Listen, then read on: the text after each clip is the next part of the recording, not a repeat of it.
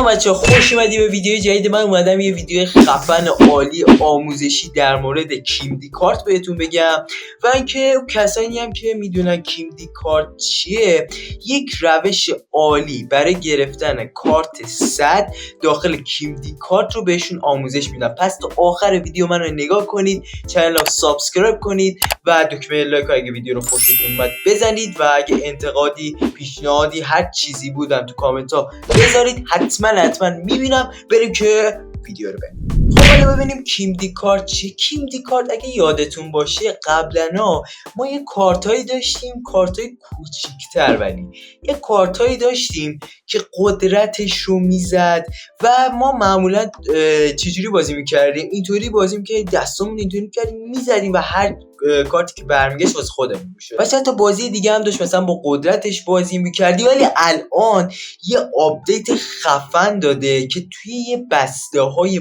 باحال شیک و خوشگل گذاشتنش و شما میتونید برید توی مثلا دیجیکالا برید بخرید، توی سوپرمارکت ها اگه داشته باشن. سوپرمارکت ها معمولا سوپرمارکت های بزرگ دارن. واقعا پیشرفت کرده که با استفاده از اون کارت ها میتونیم توی بازی روی گوشی ها استفاده کنیم. یعنی اون انقدر پیشرفت کرده که الان ما یک بازی کیمدی کارت روی گوشی ها داریم که میتونید همین الان برید توی بازار و نصبش کنید. خب ما دو نوع بسته کارت کیمدی داریم، یکیش اسمش هست چمپس و یکیش هست هیروز. حالا فرق اینا چیه؟ چمپس یه دونه کارت داخل بستش داره، ولی هیرو دو تا کارت داره، دو تا برچسب داره، یه دونه استیکر داره و یه دونه مینی فیگور داره که اون استیکره روی اون مینی فیگوره نصب میشه. و همونطور که فهمیدید بسته کارت های هیروز بیشتر از بسته کارت های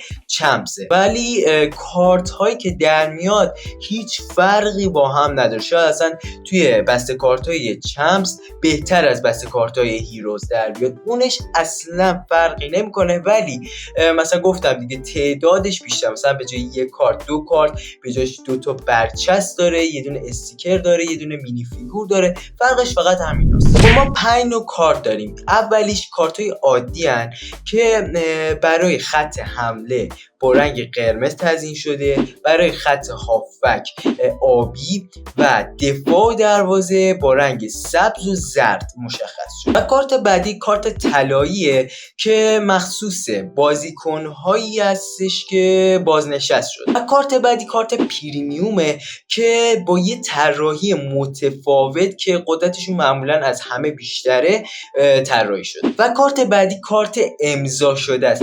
مثلا میبینید که مثلا یه بار بسته رو باز کنید میبینید امضای مثلا مسیه، امضای رونالدوه و اینا کارتاشون معمولا خیلی کمیابتر از بقیه و قدرتشون هم معمولا بیشتر. و کارت بعدی کارت مربیانه که با رنگ نقره‌ای معلوم میشه. و حالا فهمیدید که ما 2 نوع بسته کارت داریم و 5 نوع هم کارت. هر وقت رفتی بسته کارتی رو خریدید، با استفاده از کدی که پشت اون کارت ها هست، پشت بسته کارت نه، کدی که پشت کارت ها هستش رو داخل بازی کیمدی وارد میکنید و اون بازیکنی که کدش بود داخل بازیتون ثبت میشه. و قیمتش که من رفتم داخل دیجیکالا سرچ کردم، قیمت هر بسته کیمدی مدل هیروش قیمتش هر بستهش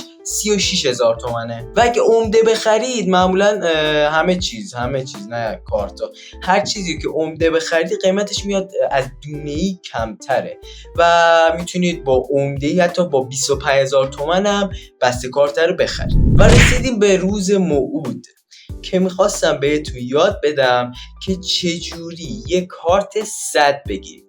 خب شما اگه دقت کرده باشید توی کارت‌های 100 معمولا از کارت‌های معمولی کوچیک‌ترن که با استفاده از این که یه کوچولو لمسش کنید میتونید، دورش هم یک هلال مانند داره که با استفاده از لمس کردن اون میتونید بفهمیم که کارت 100 داخلش و اینطوری راحت کارت 100 میگیریم. اینم از آموزش. و اگه دوست دارید که من بیام بسته‌های کیمدی رو آنباکس کنم، حتما همین الان برو چنل رو سابسکرایب کن، چون قرار این کار رو به زودی انجام بدم. اگه ویدیو رو دوست داشتی لایک ویدیو رو بزن و اگه انتقادی پیشنهادی هر چیزی بود توی کامنت ها بذار و تا ویدیو بعد میبینمت.